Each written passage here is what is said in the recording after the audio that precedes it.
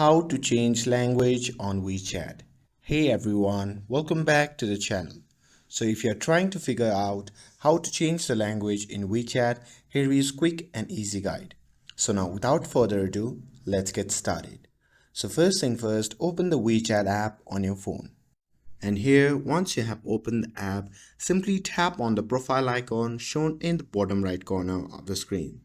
And here, once you see the interface like this, simply tap on the option labeled as settings.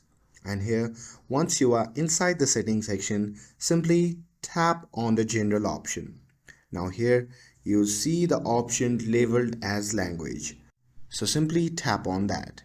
And after that, you will see the list of language. From here, simply pick your preferred language, and once you have picked it, simply tap on the save button and you are all set. And that's it. That's how you can change language on WeChat. With this, if you found this video helpful, then don't forget to like, share and subscribe to get updated for more videos. Thanks for watching and I'll see you in the next video.